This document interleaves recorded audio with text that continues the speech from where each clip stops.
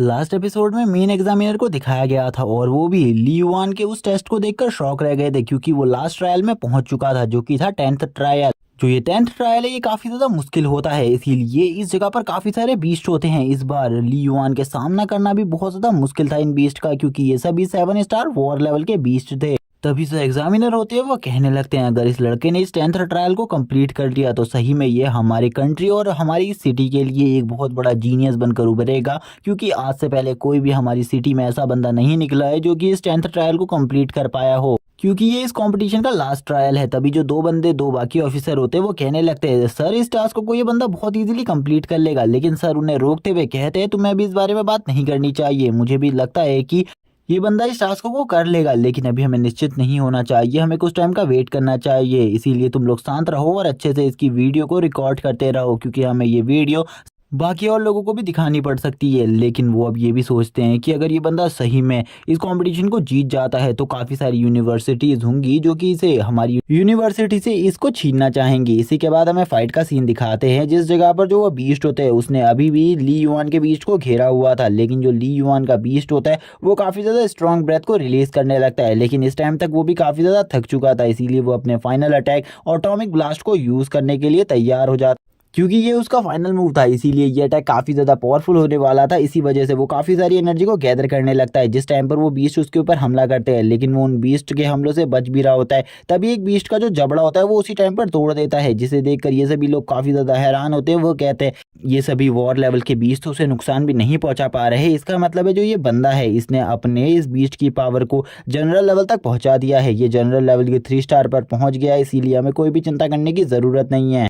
और वो बहुत ज़्यादा इजीली इन बीस्ट के ऊपर हमला कर रहा होता है। लेकिन जो इन बीस्ट में जो सबसे ज़्यादा पावरफुल बीस्ट होता है जो इन सभी को लीड कर रहा होता है उसकी स्ट्रेंथ काफ़ी ज़्यादा थी, इसीलिए वो उसके सामने टिक भी रहा था और उसे काफ़ी ज़्यादा जख्मी भी कर देता है, जिससे उसे काफ़ी ज़्यादा गुस्सा आ जाता है और वो काफ़ी ज़्यादा ज़ोरदार रोर मारता है, जिसे देखकर ये सभी लोग भी काफ़ी ज़्यादा हैरान होते हैं और कहते हैं क्या सही में ये एक ई रैंक का बीस्ट है, क्योंकि एक ई रैंक का बीस्ट इतने सारे बीस्ट का सामना कैसे कर सकता है और इतनी ज़्यादा पावरफुल रोर को भी कैसे रिलीज कर सकता है। तभी जो यहाँ पर ली युआन का बीस्ट होता है वो एक बहुत ज़्यादा पावरफुल एटॉमिक ब्लास्ट को रिलीज करता है, जो कि इतना ज़्यादा पावरफुल होता है कि उस लीडर को एक ही बार में मार देता है और इसी के बाद एक जोरदार रोर के साथ अपने विनिंग को सभी के सामने डिक्लेयर कर देता है, जिसे देखकर सभी लोग हैरान होते हैं। एक बंदा बोलता है ये बंदा तो सही में काफ़ी ज़्यादा पावरफुल है, इसका बीस्ट भी बहुत ज़्यादा स्ट्रांग है। मेन एग्जामिनर तुरंत ही इन दोनों से कहते हैं मुझे इसकी रिपोर्ट दिखाओ, मैं इसकी रिपोर्ट्स अभी के अभी देखना चाहता हूँ, मुझे इसकी रिपोर्ट्स पर अभी भी शक हो रहा है, कहीं तुमने किसी और की रिपोर्ट्स तो नहीं देखी। तभी हमें अब उसी जगह का सीन दिखाते हैं जिस जगह पर उस एटॉमिक ब्लास्ट की वजह से एक काफ़ी ज़्यादा बड़ा होल बन गया होता है जो कि काफ़ी ज़्यादा स्ट्रांग होता है। इसी के साथ ही अब ली युआन का जो बीस्ट था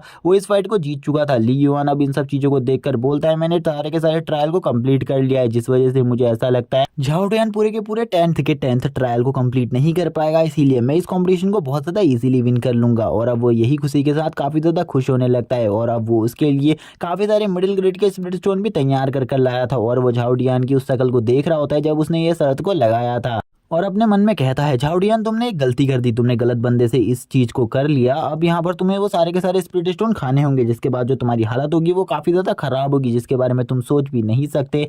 इसी के बाद हमें झाओ टियान के पेट को दिखाया जाता है जो कि काफी ज्यादा एग्रेशन से बाहर आ रहा होता है और इसी के सिस्टम को दिखाते हैं। जो सिस्टम होता है वो उसे बताता है उसके सारे के सारे ट्रायल कंप्लीट हो चुके हैं, इसीलिए अब उसे इस जगह से बाहर निकाला जा रहा है और थोड़ी ही देर में उसका ये टेस्ट पूरी तरीके से कंप्लीट हो जाता है और वो इस टेस्ट रूम से बाहर आ जाता है। जैसे ही ये टेस्ट रूम से बाहर आता है जो सिस्टम होता है वो इसके बारे में बताना स्टार्ट कर देता है, जो कि ये सिस्टम है ये ली युआन का नहीं है, इसीलिए वो उसके बारे में सारी चीजें बताना स्टार्ट कर देता है कि ये जनरल लेवल पर पहुंच गया है, जिसे देखकर ये सभी लोग हैरान होते हैं और ये कहने लगते हैं तुमने तो सही में काफी ज्यादा अच्छा प्रदर्शन किया है, तुम जरूर इस कंपटीशन को जीतोगे। लेकिन उसी टाइम पर जो मेन एग्जामिनर होता है वो उन्हें शांत रहने को कहता है और उससे कहता है क्या तुम्हें ठीक लग रहा है, और यहाँ पर वो उससे काफ़ी सारी बातें भी पूछने लगता है इन सब चीज़ों के बारे में, उसने ट्रायल को किस तरीके से एंजॉय किया। ली युआन उन्हें सारी बातें बताने लगता है। ली युआन ये भी कहता है कि ये ट्रायल मैंने पूरी तरीके से कंप्लीट कर लिया, क्या मैंने इसमें काफ़ी ज़्यादा अच्छा परफॉर्म किया है जिस वजह से आप लोग काफ़ी ज़्यादा खुश हैं। तभी जो बाकी दोनों ऑफिसर्स होते हैं वो उससे कहने लगते हैं तुमने अच्छा परफॉर्म नहीं किया है बल्कि तुमने बहुत ज़्यादा अच्छा परफॉर्म किया है, तुम इसके बारे में सोच भी नहीं सकते, लेकिन तुम काफ़ी ज़्यादा अच्छे हो क्योंकि तुम्हारे अंदर बिल्कुल भी ईगो और एटीट्यूड बिल्कुल ही नहीं है। और जबकि अब तुम्हारा टेस्ट कंप्लीट हो चुका है इसीलिए अब तुम इस जगह से जा सकते हो, तुम्हें इस जगह पर कोई भी नहीं रोकने वाला। जल्द ही इस टेस्ट का जो रिजल्ट है वो अनाउंस कर दिया जाएगा अगर कोई प्रॉब्लम नहीं होती तो। और इसी के साथ वो उसे ये भी बता देते हैं कि 2 बजे तक टेस्ट का रिजल्ट रिलीज हो जाएगा। और इसी के बाद अब ली युआन इस जगह से जाने लगता है अपने ट्रायल को खत्म कर कर। वो ट्रायल के बारे में ही सोच रहा होता है। वो सोचता है कि सही में क्या उसने इतना अच्छा परफॉर्म किया था कि सभी लोग काफ़ी ज़्यादा खुश है। तभी जो मेन एग्जामिनर होते हैं वो उसे रोकते हुए कहते हैं, क्या सही में जो तुम्हारे बीस्ट है उसका रैंक ई रैंक ही है? जिस पर वो हाँ कहता है और कहता है, हाँ मेरे बीस्ट का रैंक ई रैंक ही है। क्या आप इसके बारे में कुछ और जानना चाहते हैं? वो कहते हैं, नहीं, मुझे कुछ और प्रॉब्लम थी। तुम्हारे टैलेंट को देखकर मैं थोड़ा हैरान रह गया था। क्या सही में तुम्हारा जो बीस्ट है वो ई रैंक का ही है? क्योंकि मैंने आज से पहले कभी भी इतने ज़्यादा स्ट्रॉन्ग ई रैंक के बीस्ट को नहीं देखा था। ली युआन बताने लगता है कि उसका बीस्ट पहले से ही इतना ज़्यादा स्ट्रॉन्ग नहीं था। आजकल ही में उसका बीस्ट काफ़ी ज़्यादा स्ट्रॉन्ग हो गया है, जिसे सुनकर वो भी हैरान होते हुए कहते हैं, तुम यहाँ से जा सकते हो। अब जो दोनों एग्जामिनर होते हैं वो उससे पूछते हैं, क्या आपको कुछ समझ में आया? तो वो कहते हैं, मुझे इसके बारे में कुछ भी समझ में नहीं आया, लेकिन इस बंदे की जो स्ट्रेंथ है और इसने जिस तरीके से इस एग्ज़ाम को दिया है, सही में ये एक उभरता हुआ सितारा है और आगे चलकर ये हमारे कॉलेज का नाम बहुत ज़्यादा रोशन करेगा। और अगर ये इसी तरीके से हाई स्कूल में भी परफॉर्म करेगा तो ज़रूर एक दिन ये गॉड लेवल पर भी पहुंच जाएगा स्पिरिट पेट के। इसी के साथ ही अब हमें बाहर का सीन दिखाते हैं। बाहर सभी लोग काफ़ी ज़्यादा हैरान होते हैं। सभी लोग आपस में बातें करने लगते हैं इन सब चीज़ों के बारे में कि उन्होंने कंपटीशन को किस तरीके से दिया।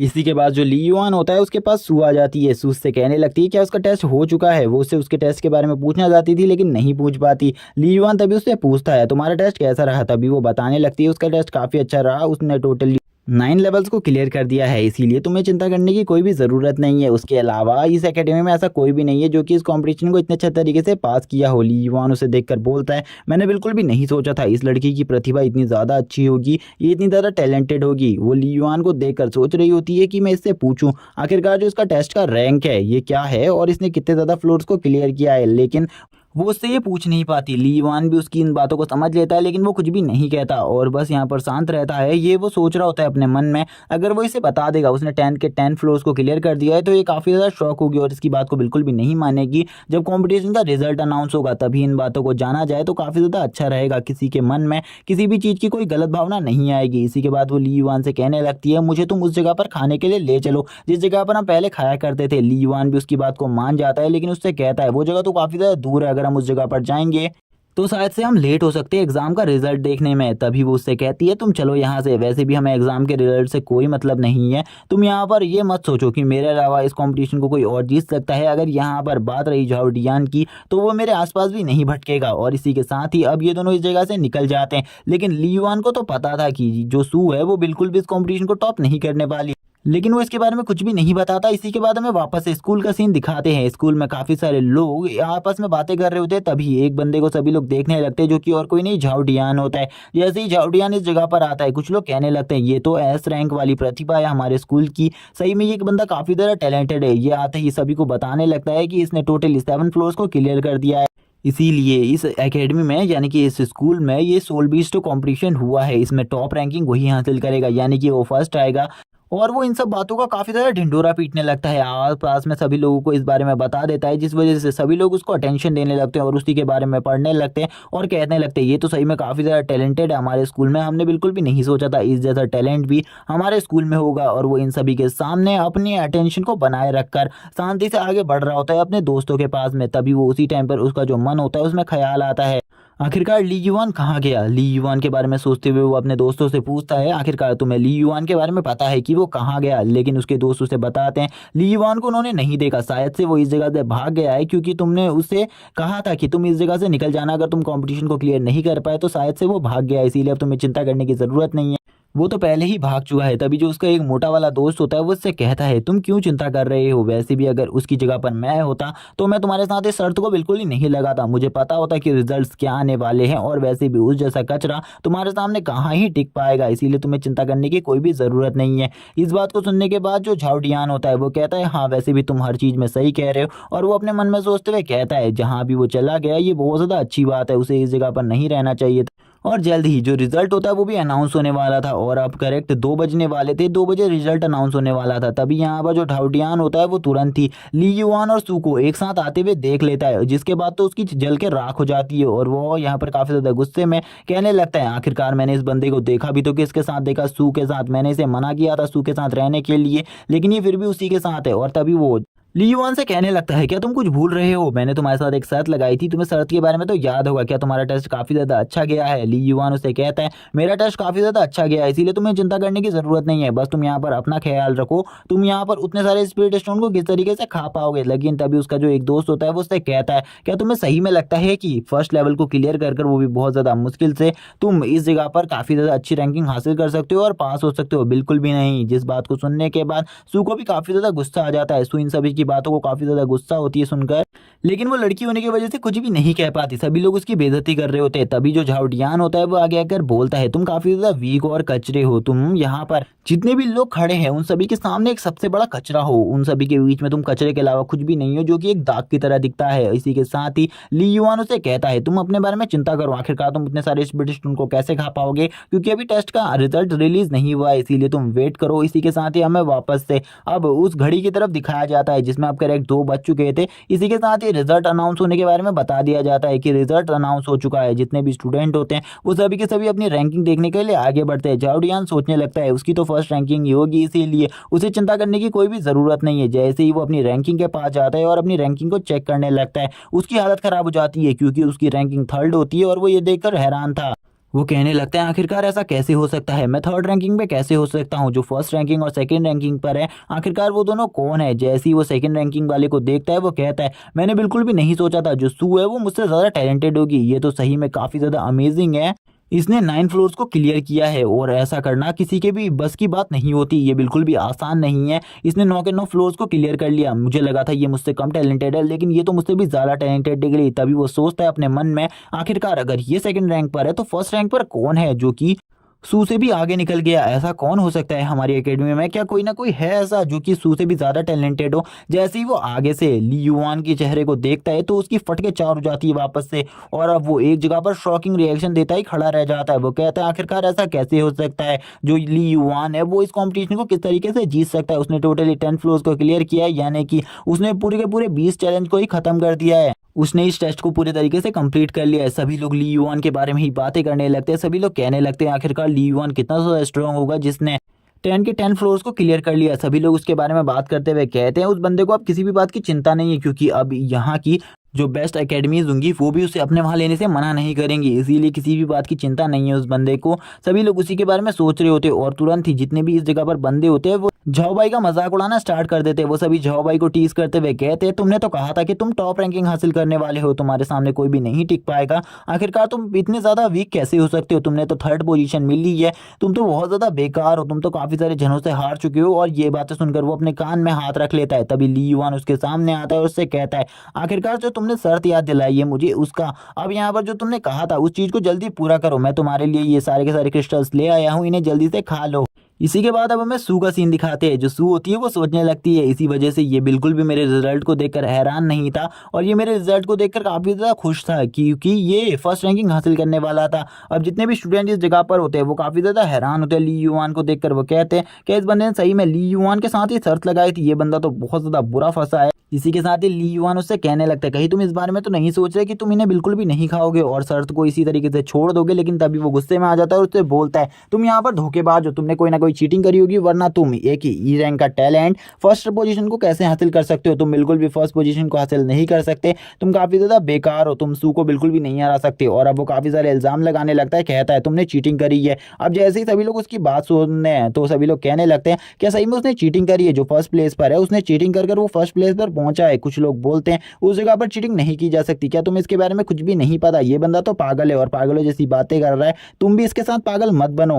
ली युआन जैसे ही ये कहता हुआ सुनता है कि सभी लोग उसे चीटर कह रहे हैं तो उसे काफ़ी ज़्यादा बुरा लगता है। वो कहता है मैं बिल्कुल भी चीटर नहीं हूँ, अगर तुम हार चुके हो तो अपनी हार को तुरंत ही मान लो, तुम्हें यहाँ पर यही कुछ भी कहने की ज़रूरत नहीं है कि मैंने चीटिंग करी है, इसीलिए तुम शांत हो जाओ। वो काफ़ी ज़्यादा गुस्से में अभी भी चिल्ला रहा होता है और कहता है तुम एक चीटर हो, तुमने कोई ना कोई चीटिंग जरूर करी होगी, वरना तुम इस कॉम्पिटिशन में फर्स्ट रैंक को कैसे हासिल कर पाए। एक ई रैंक टैलेंट कितना ज़्यादा वीक होता है इसके बारे में मुझे अच्छे तरीके से पता है, इसीलिए तुम इसके बारे में मुझे बिल्कुल भी मत समझाओ। तभी जैसे ही कुछ लोग उसके बारे में सुनते हैं कि उसका जो टैलेंट बीस्ट है वो एक ई रैंक का बीस्ट है, कुछ लोग कहने लगते हैं हाँ ये बात तो सच है, कोई ई रैंक का टैलेंट यानी कि कोई ई रैंक का बीस्ट बिल्कुल भी इस काम को नहीं कर सकता। अब यहाँ पर तुरंत ही उसका सिस्टम भी सामने आता है और उससे कहने लगता है तुम्हारे लिए तो एक बहुत बड़ी प्रॉब्लम क्रिएट हो गई है, इस प्रॉब्लम से बाहर निकलने के लिए तुम्हें काफ़ी ज़्यादा मेहनत करनी पड़ेगी, मुझे ऐसा लगता है। ली युआन उससे बोलता है जाओ भाई, तुम्हें यहाँ पर ज़्यादा तमाशा करने की कोई भी ज़रूरत नहीं है। तुम सर हार चुके हो और ये साफ हो चुका है। इसीलिए इन सब चीज़ों के बारे में मत सोचो और तुरंत ही इसे खा लो। लेकिन वो उसे गालियाँ देते हुए कहता है,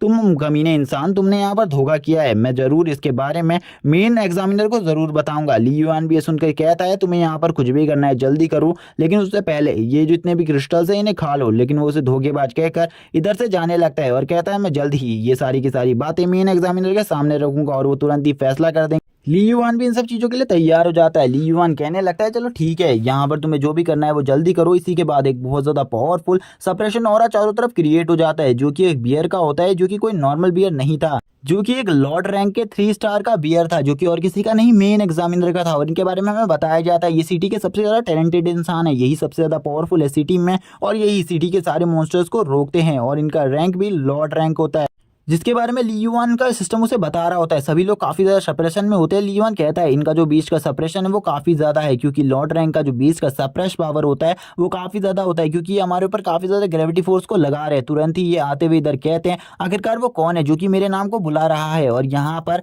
एग्जाम के बारे में कुछ बातें कर रहा है, कौन एग्जाम की रीचेकिंग करवाना चाहता है। तभी उसी टाइम पर जो सामने आता है वो एज एक्सपेक्ट एक झाऊ होता है। झाऊ यहाँ पर आकर कहता है, मुझे एक बंदे की रीचेकिंग करवानी है, जो कि और कोई नहीं है, हमारा जो फर्स्ट पोजीशन हासिल करने वाला है ली युआन, क्योंकि ये एक ई रैंक टैलेंट है। उसके बाद भी इसने फर्स्ट पोजीशन को किस तरीके से हासिल किया, वो भी 10 के 10 लेवल को क्लियर कर ऐसा बिल्कुल भी नहीं हो सकता। आपको भी पता है कि ई रैंक का जो टैलेंट होता है वो कितना ज़्यादा वीक होता है। उसके बाद भी इसने कैसे किया, इन सब चीज़ों के बारे में हमें एक्सप्लेनेशन चाहिए। जिस पर वो कहने लगते हैं, क्या तुम्हें इस बारे में कोई शक है? मैं इस बंदे के बारे में तुम्हें एक चीज़ कहना चाहता हूँ, जो इस बंदे का टेस्ट है वो मेरी आंखों के सामने हुआ था। उस टाइम पर मैं भी उसी जगह पर मौजूद था, इसीलिए तुम्हें इस बंदे पर शक करने की कोई भी ज़रूरत नहीं है। इस बंदे का जो टेस्ट था वो पूरी तरीके से फेयर टेस्ट था।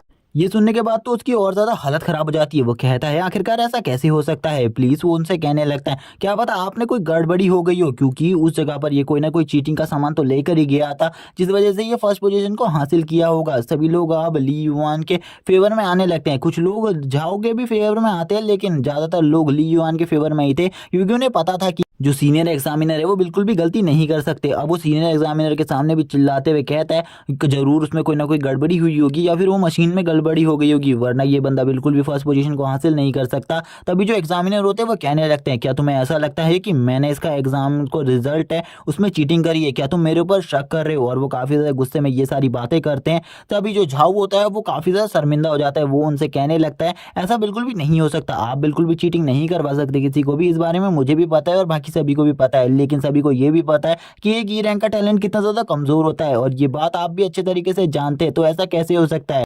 आखिरकार ये बंदा 10 के 10 स्टेजेस को किस तरीके से कंप्लीट कर सकता है? अगर आप हम सभी को यकीन दिलाना चाहते हैं इस बात पर, तो हमें आप इस बंदे का, यानी कि ली युआन की वो पूरी की पूरी फुटेज हम सभी को भी दिखा दे, जिसके बाद हमें विश्वास हो जाएगा कि सही में ये फर्स्ट रैंक के काबिल है और इसी ने उस टेस्ट को पूरे फेयर तरीके से कंप्लीट किया है। वरना हम बिल्कुल भी नहीं मानने वाले, क्योंकि इस जैसा बेकार कचरा बिल्कुल भी हमारी एकेडमी में फर्स्ट पोजीशन हासिल करने के लायक नहीं है। अब उसके जितने भी सपोर्टर इस जगह पर थे वो काफी ज्यादा जोर से चिल्लाने लगते हैं, और अब वो ली युआन से कहता है, मैं यहाँ पर तुम्हें एक चीज कहना चाहता हूँ। इसी के साथ ही सू भी उसे मारने के लिए आगे बढ़ती है, लेकिन ली युआन तुरंत ही सू को रोक लेता है। वो झाओ से कहता है, अपनी बात को रखो। झाओ उससे कहता है, मैं तुमसे बस इतना कहना चाहता हूँ, तुम मेरे साथ एक फाइट कर लो, जिसके बाद यहाँ पर सभी को पता चल जाएगा तुम कितने ज्यादा स्ट्रांग हो अगर तुम उस फाइट को जीत गए तो। तभी ली युआन का सिस्टम उससे कहता है बाहर आकर कि ये बंदा तुम्हारे लिए काफ़ी ज़्यादा प्रॉब्लम को क्रिएट करने वाला है, इसीलिए इसे जल्दी से जल्दी ख़त्म करो। तभी जो झाओ डियान होता है वो कहता है कि मास्टर आप भी इस कंपटीशन को करवाना चाहिए, क्योंकि अगर ये कंपटीशन होगा तो शायद से हम दोनों में जो अंडरस्टैंडिंग हुई है, मिसअंडरस्टैंडिंग, वो पूरी तरीके से क्लियर हो जाए। इस बात के लिए वो भी मान जाता है, क्योंकि वो उन फुटेजेस को नहीं ला सकते थे, जिस पर वो ली युआन से राय लेने को कहते हैं। तभी जो ली युआन होता है वो भी सभी लोगों के प्रेशर में होता है। सभी लोग चाहते थे कि वो इस फाइट को ज़रूर से ज़रूर लड़े, क्योंकि वो सभी देखना चाहते थे कि इसने चीटिंग करी है या फिर नहीं। जिस बात का जो फैसला होता है वो खाली इस फाइट से हो सकता था। इसीलिए जो झाओ होता है वो उससे कहता है, क्या सही में तुम इस फाइट को करना चाहते हो तो जल्दी से जल्दी मुझे बता दो, क्योंकि मैं इस फाइट को ऑर्गेनाइज करा रहा हूँ। लेकिन जो सू थी वो उससे मना करती है। वो कहती है, तुम्हें ये फाइट करने की कोई भी ज़रूरत नहीं है, क्योंकि ये बंदा तुम्हें नीचा दिखाने की कोशिश कर रहा है। तभी ली युआन कहता है, तुम्हें इस बारे में चिंता करने की कोई भी ज़रूरत नहीं है, तुम मेरे बारे में काफ़ी ज़्यादा चिंता कर रही हो। और वो तुरंत ही अपने हाथ को आगे करता है और खड़ा करते हुए कहता है, ठीक है, यहाँ पर मैं भी इस कॉम्पिटिशन के लिए तैयार हूँ, मैं इस फाइट को करने के लिए तैयार हूँ। जल्दी से कोई लोकेशन ढूंढो और उस जगह पर हम फाइट करेंगे और मैं ज़रूर इसे हरा दूंगा।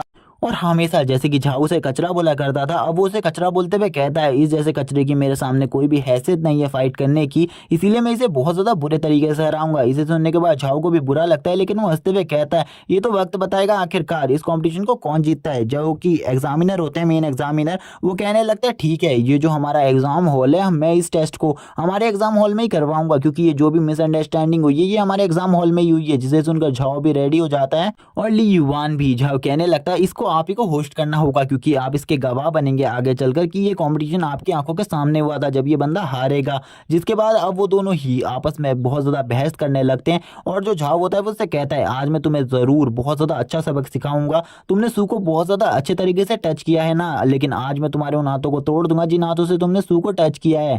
इतनी ज़्यादा खूबसूरत और टैलेंटेड लड़की एक टैलेंटेड लड़के के साथ ही अच्छी लगती है, बिल्कुल भी तुम जैसे कचरे के साथ नहीं। जो मास्टर होते हैं वो तो इन लोगों को समझाने की पूरी कोशिश कर रहे थे कि तुम्हें फाइट नहीं करनी चाहिए, फाइट कर कुछ भी हासिल नहीं होने वाला, लेकिन इन दोनों को तो फाइट ही करनी थी। इसीलिए अब मास्टर भी रेडी हो जाते इस फाइट के लिए और वो तुरंत ही इन्हें अपने अरीना में लेकर आ जाते। अरीना काफ़ी ज़्यादा बड़ा होता है जिसमें काफ़ी सारे स्टूडेंट बैठे हुए थे और मास्टर उन सभी को अब इसके बारे में कहते हैं ये फाइट तो मैं स्टार्ट कर रहा हूँ, लेकिन इसके कुछ रूल्स हैं, अगर तुम इन रूल्स को नहीं मानोगे तो तुम तुरंत ही फाइट हार जाओगे। जैसे कि तुम किसी भी अननोन थिंग का इस फाइट में यूज नहीं कर सकते, जिस बात को वो दोनों ही मान लेते हैं। ली युआन कहता है चलो ठीक है, फर्स्ट अटैक तुम मेरे ऊपर कर सकते हो, मैं तुम्हें पूरा चांस दे रहा हूँ अपने ऊपर फर्स्ट अटैक करने का। तभी जो झाओ होता है वो उससे कहता है बाद में तुम ये मत कहना कि मैंने तुम्हारे ऊपर फर्स्ट अटैक किया था, तुम ही मुझे फर्स्ट अटैक करने का चांस दे रहे हो। अब वो दोनों भी यहाँ पर इस फाइट को करने के लिए तैयार हो जाते हैं। वो दोनों ही काफी ज्यादा गुस्से में होते हैं एक दूसरे से। जो ली युआन होता है वो उससे कहता है आज मैं तो इस बंदे को अच्छा सबक सिखाऊंगा, जितना भी आज तक इस बंदे ने मुझे टीज किया है इन सब चीजों का बदला आज इसे जरूर मिलेगा। लेकिन दूसरी तरफ जो झाओ होता है वो सोच रहा होता है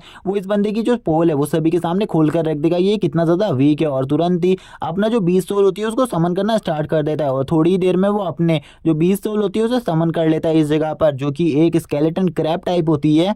जैसे कि हमें इस सोल के बारे में पहले ही बता दिया गया है कि ये एक वॉर जनरल लेवल की सोल है, जिसको देखकर सभी लोग शॉक हो जाते हैं। वह कहते हैं सही में एक एसएस रैंक 20 काफी ज्यादा पावरफुल होता है, इसका जो ऑरा है वो चारों तरफ अरीना में फैल चुका है। आज हम पहली बार एक एसएस रैंक 20 को देख रहे हैं, क्योंकि ये काफी ज्यादा अमेजिंग होता है। सभी लोग इसको काफी ज्यादा अच्छे तरीके से देखने लगते हैं क्योंकि उन्हें काफी ज्यादा अच्छा लग रहा था ये बीस्ट। इसी के साथ ही जो झाओ का बीस्ट होता है वो ली युआन के ऊपर हमला कर देता है, लेकिन ली युआन ने अभी तक अपने बीस्ट को नहीं निकाला होता। तभी जो झाओ का बीस्ट होता है वो झाओ की तरफ से कहने लगता है तुम काफी ज्यादा वीक हो, तुम हमारे सामने बिल्कुल भी नहीं टिक सकते। तभी जो बाकी जो जितने भी इस जगह पर स्टूडेंट होते हैं वो कहते हैं अभी तक ली युआन ने अपने बीस्ट को क्यों नहीं निकाला, क्या सही में उसने चीटिंग करी थी। कुछ लोग कहने लगते हैं सही में उसका बीस्ट ऐसे इतना ज्यादा कमजोर है जो ई रैंक का बीस्ट है, जिस वजह से वो इस जगह पर नहीं आ सकता और सामना भी नहीं कर पाएगा। सू काफी ज्यादा हैरान होती है ये सब देखकर। सू कहने लगती है अगर उस जगह पर कोई भी प्रॉब्लम होगी तो मैं तुरंत ही उस जगह पर चली जाऊंगी ली युआन को बचाने के लिए, क्योंकि मैं नहीं चाहती कि वो हार जाए। और इसी के बाद ही जो ली युआन का सिस्टम होता है वो उसके पीछे खड़ा हुआ होता है, वो उससे कहता है तुम मेरी आवाज को नहीं सुन सकती, लेकिन मैं तुमसे बस इतना ही कहना चाहता हूँ ली युआन इतना ज्यादा कमजोर नहीं है कि वो इस बंदे से हार जाए।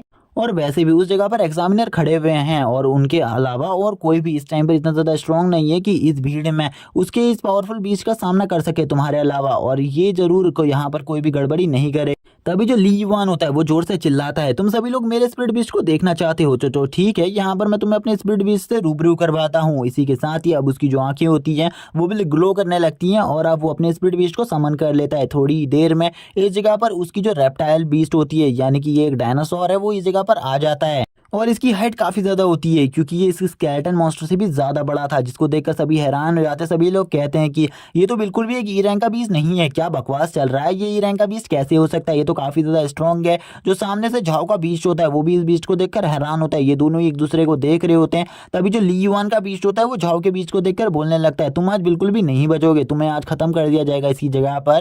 इसी के साथ ही इस जगह पर फाइट स्टार्ट हो जाती है। जो ये फाइट होती है ये काफी ज्यादा इंटेंस होती है, ये दोनों ही एक दूसरे को हराने की पूरी कोशिश कर रहे थे और इस जगह पर जो जमीन होती है वो बहुत ज्यादा बुरे तरीके से ध्वस्त भी होने वाली थी। इसी के साथ ही जो झाओ का बीस्ट होता है वो अपने काफी ज्यादा पावरफुल अटैक को कर देता है, लेकिन ली युआन का बीस्ट भी अपने हैंड पाम अटैक को कर देता है, लेकिन इस अटैक से वो तुरंत ही बचने की कोशिश करता है क्योंकि उसे इसके बारे में पता चल गया था कि ये अटैक काफी ज्यादा स्ट्रॉन्ग होने वाला है, क्योंकि इसके बारे में पहले ही ली युआन ने उसे बता दिया था कि ये अटैक इतना ज्यादा पावरफुल है।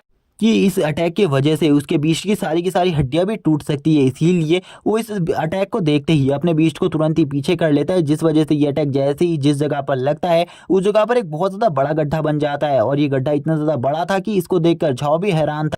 इसी के साथ ही अब झाओ के बीस्ट को दिखाते हैं, जो कि पीछे आने की वजह से थोड़ा बहुत डर भी गया था, लेकिन वो अभी भी इतना ज़्यादा वीक नहीं था कि वो इस बीस्ट का सामना ना करे और इस जगह से भाग जाए। झाओ अपने बीस्ट से कहता है तुरंत ही उसके ऊपर अपनी मल्टीपल स्ट्राइक अटैक से अटैक करो उसके ऊपर और उसकी हालत को काफ़ी ज़्यादा खराब कर दो और उसको बहुत बुरी तरीके से जख्मी कर दो। और वो तुरंत ही उसकी ऐसी बात सुनकर अपने जो क्रैप वाले पंजे होते हैं उनसे अटैक करने के लिए आगे बढ़ता है। और गाइज यहाँ पर मैं पहले ही बता दूं, जो ली युआन का बीस्ट है वो काफ़ी ज़्यादा स्ट्रॉन्ग है, क्योंकि वो जनरल लेवल पर है और ये अभी भी वॉर लेवल पर है। इसीलिए इसका सामना उसके लिए करना बहुत ज़्यादा मुश्किल बात है। इसी के बाद झाओ का बीस्ट भी अब आगे बढ़ने लगता है। झाओ का बीस्ट काफ़ी ज़्यादा गुस्से में ली युआन के बीस्ट से कहता है तुम आज बिल्कुल भी नहीं बचोगे। लेकिन जो ली युआन का बीस्ट था वो झाओ के बीस्ट को बार बार उठा के पटकने लगता है और बहुत ज़्यादा बुरे तरीके से उसकी बॉडी को कुचलने लगता है। और ये देखकर तो अब झाओ को भी समझ में आ जाता है कि ये सामने वाला बीस्ट जिससे वो सामना कर रहा है वो काफ़ी ज़्यादा स्ट्रॉन्ग है, उसका सामना करना इतना भी आसान नहीं होने वाला उसके लिए। ली युआन के बीस्ट का हर अटैक इतना ज़्यादा स्ट्रॉन्ग हो रहा था, झाओ का बीस्ट उसके हर अटैक को बिल्कुल भी नहीं संभाल पा रहा था। कुछ कुछ अटैक तो उसकी पावर से इतने ज़्यादा इंसेन थे कि वो उन अटैक की वजह से काफ़ी ज़्यादा घायल भी हो गया था। अब ली युआन के बीस्ट को काफ़ी ज़्यादा प्लस पॉइंट मिल रहा था, वो काफ़ी ज़्यादा बुरे तरीके से झाओ के बीस्ट को पीट रहा था, जिससे झाओ भी समझ जाता है कि इसका सामना करना बहुत ज़्यादा मुश्किल होने वाला है। और यहाँ पर एक सीन तो काफ़ी ज़्यादा अमेजिंग होता है, जिसमें वो उसको उठाकर दोनों ही तरफ पटकने लगता है। अब यहाँ पर जितने भी स्टूडेंट्स हैं वो समझ जाते हैं जो ली युआन है उसका बीस्ट काफ़ी ज़्यादा स्ट्रॉन्ग है, इसीलिए अब उन्हें असलियत समझ में आ जाती है और वो झाओ से कहने लगते हैं तुम धोखेबाज हो, तुम यहाँ पर सभी को झूठ बोलकर इस जगह पर लाए हो और तुमने सभी का टाइम वेस्ट किया है। अब हमें वापस से सीन दिखाया जाता है सू का। सू कहती है मैंने आज से पहले बिल्कुल भी इसके बीस्ट को नहीं देखा था, लेकिन इसका बीस्ट मेरे बीस्ट से भी काफ़ी ज़्यादा अमेजिंग है। मैंने इतना ज़्यादा पावरफुल अटैक बिल्कुल भी नहीं देखा। और वो काफ़ी ज़्यादा हैरान भरे लुक से यहाँ पर उसके बीस्ट को देख रही होती है, लेकिन तभी जो झाओ होता है उसे ये हार बिल्कुल भी बर्दाश्त नहीं होती और वह कहने लगता है मैं तुमसे बिल्कुल भी नहीं हार सकता, मैं तुम जैसे कचरे से बिल्कुल भी नहीं हार सकता, इसीलिए तुम आज मरने के लिए तैयार हो जाओ, आज तुम्हें मरना होगा और इस तुम्हारे बीस्ट को भी जिसने मेरे बीस्ट को नुकसान पहुंचाया है। अब ली युआन का बीस्ट भी गुस्से में होता है, इसीलिए वो उसे थोड़ा बहुत पीछे धक्का दे देता है और काफ़ी ज़्यादा पीछे फेंक देता है एक लात मारकर, जिसके बाद सभी को ऐसा लगने लगता है कि अब जो झाओ का बीस्ट है वो पूरे तरीके से ओवर हो चुका है, अब वो बिल्कुल भी स्टैंड नहीं कर पाएगा। लेकिन उसी टाइम पर जो झाओ होता है वो उस अपने बीस्ट को एक पिल खिला लेता है, जो कि काफ़ी ज़्यादा पावरफुल पिल होती है, जिस वजह से उसका लेवल बढ़ जाता है, जिसको देखकर एग्जामिनर कहते हैं ये कॉम्पिटिशन अब पहले ही खत्म हो चुका है क्योंकि तुमने चीटिंग करी है झाओ, जिस वजह से जो झाओ का बीस्ट होता है उसका लेवल तुरंत ही जनरल लेवल के लेवल 3 पर पहुंच जाता है। लेकिन इसके काफ़ी सारे डिसएडवांटेज भी थे, जिस वजह से इसके बीस्ट की जो इंजरी थी वो काफ़ी ज़्यादा बढ़ जाएगी और आगे चलकर इसका बीस्ट को रिकवर होने में 1 महीने का टाइम लगेगा। अब जो उसका सिस्टम होता है वो उससे कहता है ये बंदा तो तुम्हें हराने के लिए कुछ भी कर सकता है, इसीलिए तुम्हें इसे अच्छे तरीके से हैंडल करना होगा और इसे एक अच्छा सबक सिखाना होगा। तभी हमें वापस से एग्जामिनर को दिखाते हैं, जो कि उससे काफ़ी ज़्यादा चिल्लाकर ये सारी बातें कह रहे होते हैं। वो झाओ से कहते हैं झाओ तुम्हें ये सब कुछ करने की कोई भी ज़रूरत नहीं है, तुम्हारा बीच बहुत ज़्यादा बुरे तरीके से घायल हो चुका है और तुमने चीटिंग भी करी है, इसीलिए तुम्हें इसकी सज़ा मिल सकती है। लेकिन ली युआन का बीस्ट अभी भी उससे फाइट करने के लिए तैयार था, लेकिन इस फाइट का जो रिजल्ट होता है वो अभी तक नहीं आया होता। तभी ली युआन कहता है चलो ठीक है, मैं देखना चाहता हूँ आखिरकार अब तुम्हारे बीस्ट की पावर कितनी ज़्यादा बढ़ गई है, अब मुझे तुम्हें हराने में और ज़्यादा मज़ा आएगा। इसी के साथ ही अब झाओ बोलने लगता है क्या तुम्हें सही में लगता है कि तुम मेरे बीस्ट को इस टाइम पर हरा पाओगे? बिल्कुल भी नहीं, आज जो तुम्हारी हार है वो पक्की हो चुकी है। इसी के साथ ही वाला पार्ट यहीं पर एंड हो जाता है। वीडियो अच्छी लगी हो तो चैनल को सब्सक्राइब कर देना और कमेंट में नेक्स्ट पार्ट लिखना मत भूलना इसके नेक्स्ट पार्ट के लिए। Okay bye guys.